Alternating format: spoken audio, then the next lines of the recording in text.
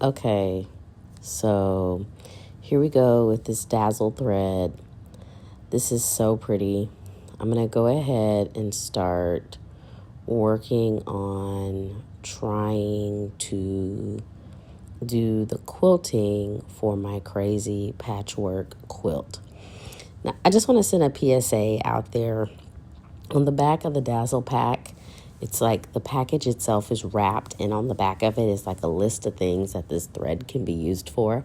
I didn't see where it explicitly said that it could be used for quilting, and I will tell you that I struggled a lot with this thread. Very pretty, but I'm not 100% sure it's for actual quilting. I think that it's fine for like certain spots on your quilt, and I think it'll probably work just fine if you're going to be hanging something on the wall for like wall art. I do not know how well this is going to hold up in the wash. We'll see, because I'm going to wash this fabric.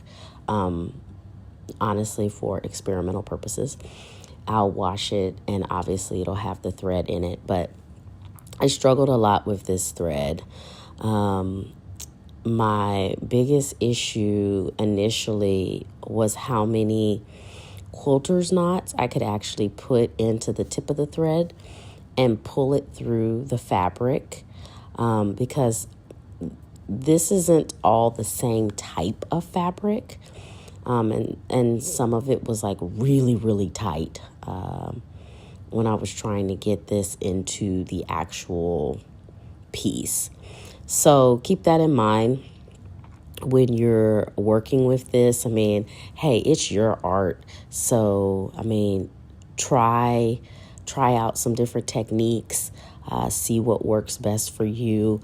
I am new at sewing. I'm new to quilting. And I just want to share with you that I struggled a lot using this particular thread. Very pretty, but it wasn't easy for me to work with on this piece. So a little bit about what I'm going to do for quilting this piece. I tried some different techniques, and I was trying to decide if I wanted to put a stencil on this quilt and just trace a stencil across the whole quilt. I was also trying to decide if maybe I just wanted to go along the outer lines of each box and quilt it that way. And so I was kind of playing and experimenting with this before I finally land on what I decide to do, which I'll show you later in this video. Right now, you just get to watch me struggle to even get my thread into the actual quilt itself.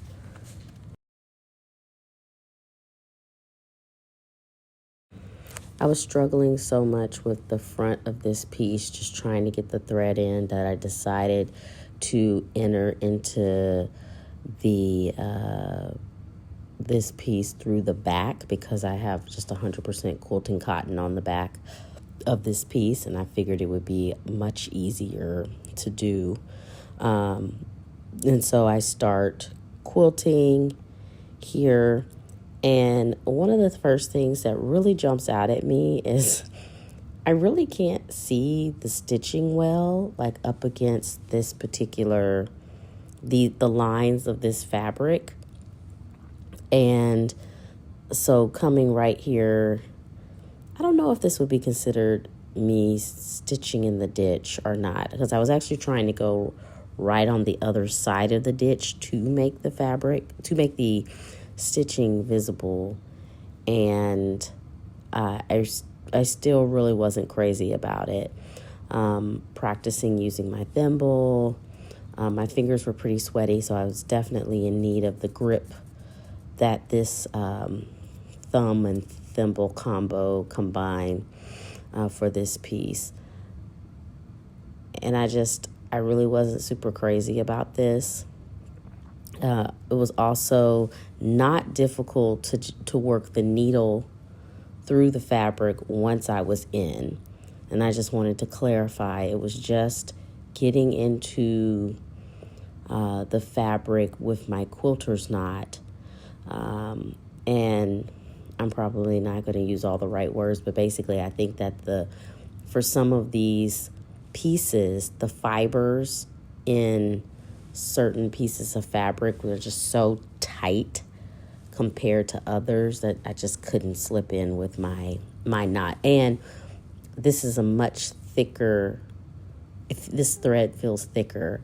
And you'll see there how this thread, it untwists, like it's very loose, because I think it can be used for a lot of things. But for me, it was really just being unaware that it would do this, and I needed to adjust my expectations for how quickly I was going to be actually threading my needle, and how much of the actual thread was going to be useful to me. Like if I could, with previous pieces, I've been able to save some of my thread, and for smaller sections, come back and use some of that saved thread. And with this particular thread, I really wasn't able to do that. And so here I am trying to figure out how I'm going to get back in to this piece based on how I'm stitching. And that's just me trying to like get a knot back there and tie this off. And I ultimately decide this isn't what I want to do, and I pull all that stitching out. And hi, if you're new here, I will have parts of my videos that are just silent because I have little ones that are sometimes around, and it can be difficult to talk constantly in a video, but also I want to make sure that you can focus on what I'm doing and you don't have that background audio. So here I am with the stencil that I purchased, and I'm still experimenting with the ways in which I want to make lines on my quilt if I decide I want to put some lines onto the fabric. And so I had a lot of success with the chalk with the previous project, and so I pulled this chalk out in hopes that I could use it for making lines. I decided I didn't want to do the stencil, and I wanted to go back to something tried and true that I did on my very first quilt, and make these little half to a quarter arches just all along the quilt. And honestly, I busted out the tailor's chalk, and I just felt like it was too light. This fabric's also very, very busy, a lot of movement, a lot of pattern, a lot of color. And I felt like I just really could not see what I was doing with this chalk. I also want to add in that I decided, I did a little bit of research. I took some comments that were made on my previous quilting project, and I tried to put it into action on this piece. And I made sure that I started my quilting in the center. Even though I know I'm doing this by hand, not on machine, but I had a lot of buckling on a previous project. I also think that I was doing some pretty tight stitching on that particular piece, but I wasn't doing that on this piece.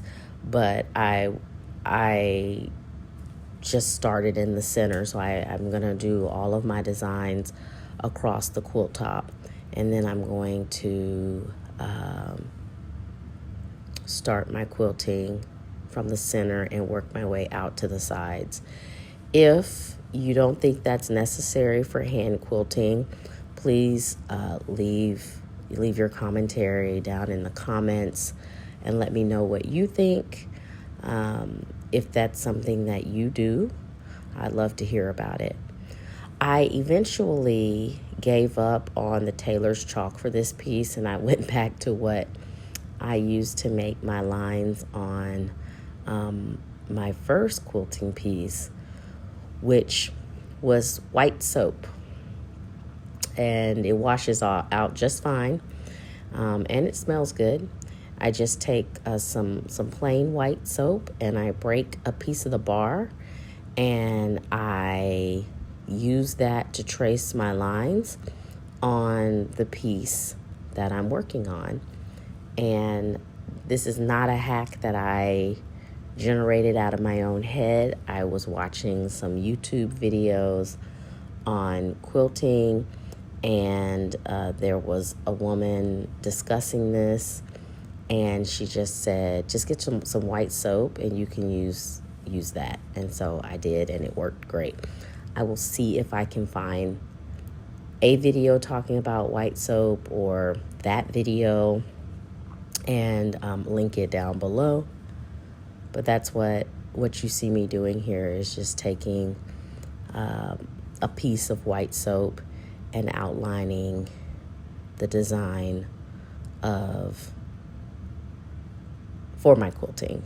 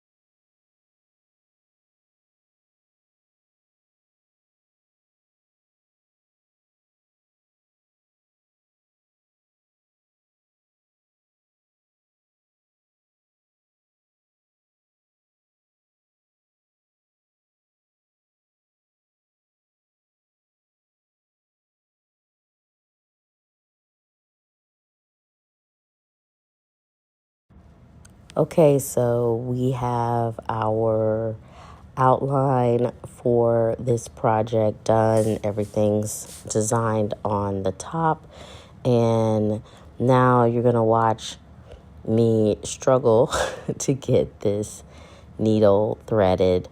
Maybe there was an easier way to do this. I'm not sure. It's just those little tips. Once you make a cut, they start to try to open up. So either put a little water on the end of the thread, or some people just lick it once, or do something to kind of keep those tips together long enough for you to get it through your needle. And then I started making just one knot. Normally I'd make two for my quilter's knots, but I just made one. And I'm hoping that that was going to let me pop into the fabric. It was still pretty hard for some of this fabric, and I actually ended up pulling it all the way through on that particular piece of fabric. And so I tried to go ahead, do a new knot, and come at this fabric from a little bit of a different angle through a different piece of fabric, because I wanted to start again towards the center of the piece to see if that would make it easier, and it did. And so now you're just gonna watch me just start quilting.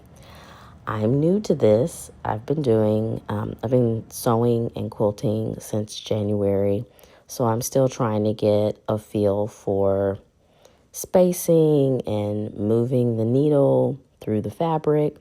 So if you have any advice, please feel free to leave it in the comments. I love to read the comments, and I take a lot of the advice to heart and try to implement it on my next project.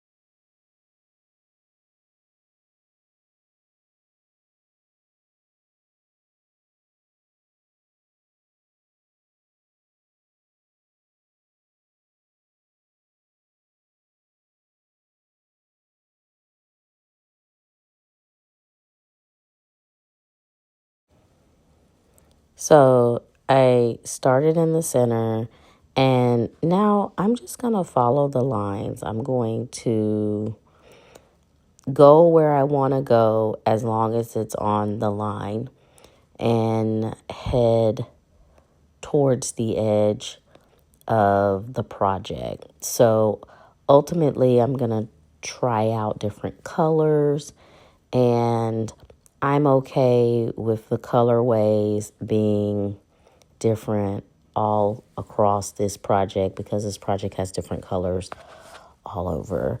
So no rhyme or reason there. At this point, I'm enjoying the fact that I'm at the quilting phase. It's very relaxing. I have a lot of fun doing this and learning this craft. So the there are other colors. If you choose to fast forward through this video to see some of the other colors that I use on this particular project, but you'll see I'm not always making exactly a half circle. I'm just following the line. So ultimately, different colors will cross over, and I think that's going to look really pretty. But if it doesn't, that's okay. Lessons learned. Every stitch teaches us something, I would imagine. I'm hoping. So that's where we are. I'm going to go ahead, and you can enjoy watching me move along these lines, and then eventually I'll pop back in to talk a little bit more.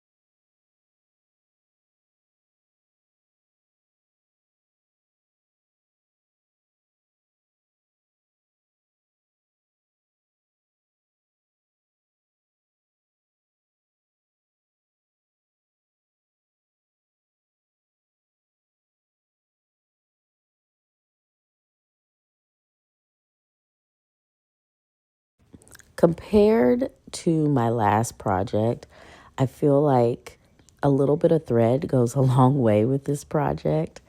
With my last project, I was actually wanting a thicker looking stitch, and so I was having to go over each stitch twice. I was using pearl cotton number 8, but for this particular project, I'm not double stitching like that. And so I actually shortened up the amount of thread I initially cut to move through the fabric, because I just really didn't need a lot, and I wanted to make sure that I had this space to have multiple colored thread on this project. So I was kind of happy about that because I went through a lot of thread for a very small piece on my previous little mini quilt. I've been making my little one some little quilts for her stuffed animals. And so this particular piece is the first piece that I'm going to have for a wall hanging. And so I'm super excited about that. But this piece will probably also get used to cover some loveys in the future as well. But I hope to hang it up on the wall for a little while so I can kind of see my work and have it there to critique a little so I can learn from it. So I pulled a different color, and we're just gonna continue to move through the fabric. Had no issues moving the thread through the fabric once it was threaded, once the knot was actually in the quilt itself, no problems. I can really just focus on technique and stitch length now that I've got a good rhythm going here.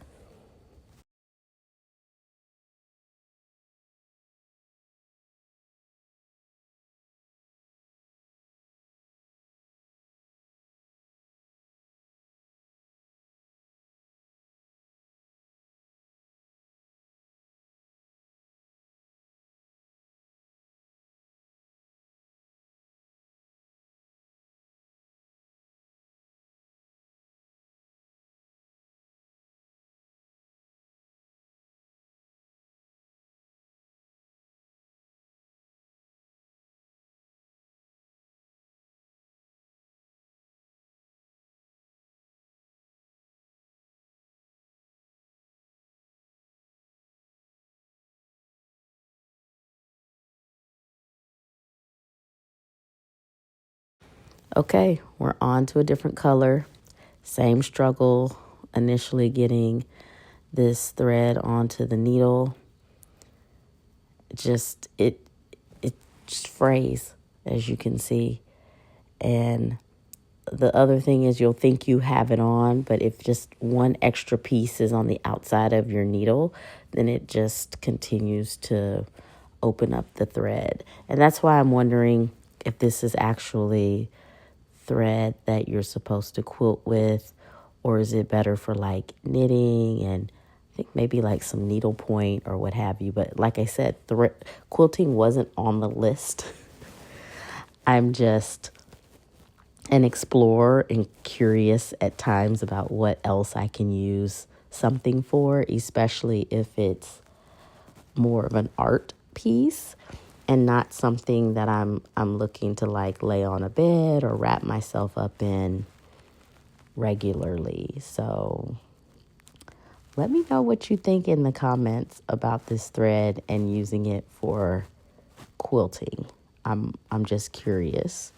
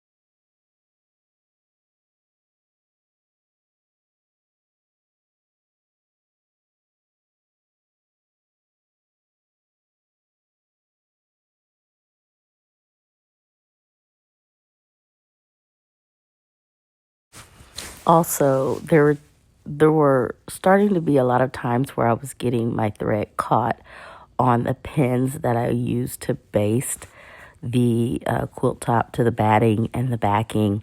And so I started looking across the quilt top and pulling any basting pins that I didn't need anymore. Like, if there's stitches all around the pin, I don't think there's a reason to keep that pin in the project anymore. And so I started to remove those, and that made things a lot easier too. I personally think you only need pins that are serving a purpose, and once you get stitches in that area and it's covering, everything that the pin would be holding down, I think that you're safe to pull it. If that's not the case, let me know in the comments. But to me, it seemed like a reasonable thing to do. And so that stopped happening for me after I started pulling more of those pins that I didn't need. I'm going to continue to work on this project. I'm excited for you guys to get an update next week. It's stitching very fast, so I suspect that I will have this done by next weekend, and I'll be able to show it off. And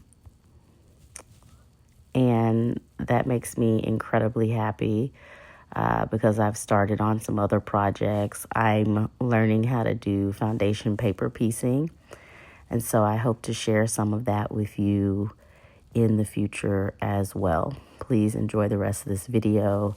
Have a good weekend, and stay safe. Take time for yourself. Pour into yourself. And we will catch up later. Bye.